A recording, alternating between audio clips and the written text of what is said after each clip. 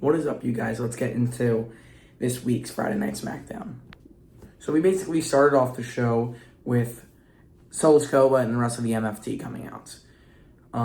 This led to Solo basically claiming that he runs SmackDown and he, is the man, which caused some disagreement. Now came Sami Zayn, leading into a little feud building here. Maybe we're going to get Sami as the U.S. champ because Sami's officially moved to SmackDown.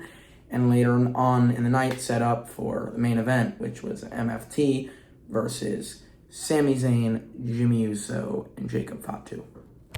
Up next, we had the first match of the night. Alexa Bliss versus Piper Niven, a decent in-ring match. Secret Service making the announcers salute them, which was pretty funny.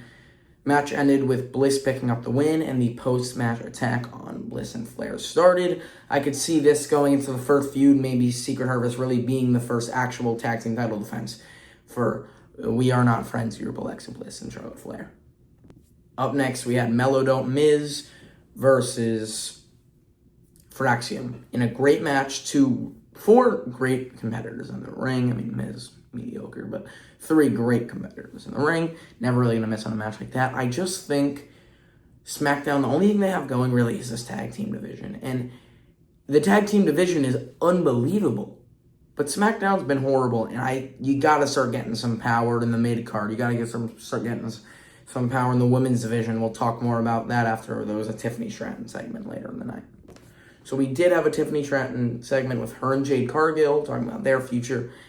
And back comes Nia Jax. And I just think it's so disappointing that the potential this women's division could have if they added the right people in the main event picture, if they maybe just stuck with the Jade Cargill-Tiffany feud. I don't have a problem with Jade taking the title off her. I just didn't think SummerSlam was the time. But bringing Nia Jax back in for what would be the 18th match her and Tiffany Stratton would have is just disappointing. I think there's so many more places you can go with this division. Up next was DIY versus the Street Profits. Street Profits picking up a win. I definitely think DIY should have picked the win up. And the reason I say this is because I think you can go much farther with these feuds. I almost think how good this tag team division is, you can go with almost a singles feud between each tag team and help build up to a number one contenders match and not just have to rush them in. And I think making the Street Profits look that strong, that quick, and maybe not continuing this feud with DIY is unnecessary to me. Drew McIntyre. What the man. He is so good. And the best promo he's ever cut. Basically saying that he was Cody Rhodes. He was Cody Rhodes before he was the best in 2020. And then he struggled. And he's struggled for a while and now is finally finding his way back to the main event picture. This match has to happen at Clash in Paris. I can't wait. I need it to happen because I'm so excited. I'm really excited with how they can go with Drew McIntyre. I could see this feud going for 3 PLEs. But very good promo. One of the only bright spots in this show. Lastly, the main event, which was horrible. Sami Zayn, Jacob Fatu, Jimmy Uso versus the MFT. It's just, you are taking 4 high-level mid-carders to almost main eventers pretty much at this point. I'll give Sami and Jacob that label. You're wasting Sami Zayn. Partially not WWE's fault because Sami Zayn, I love Sami, but I could see why people are bored of him. It's very repetitive, the underdog story. Jacob is amazing. Nothing's being done with him. He's just thrown in this MFT feud.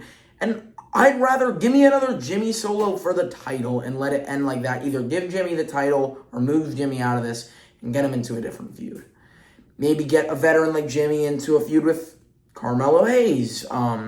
Get R-Truth relevant. You can do a double babyface fight. I don't care. It's just you got to get all 3 of them out of this feud. And you got to get Sami Zayn out of there too.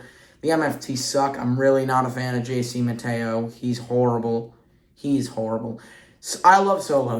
I love you, Solo. He's amazing. He's hilarious. Promos are great. Matches are decent. I just think the MFT's truly holding him down. I'd almost want to see the MFT turn on him, let them go do their own thing, screw off.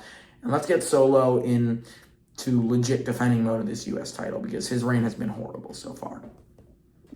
That's about it I got for SmackDown. I hope you guys enjoyed the video. And I hope we can enjoy SmackDown a little more next week. See you in the next one. Wrestle Talk fam. Peace out.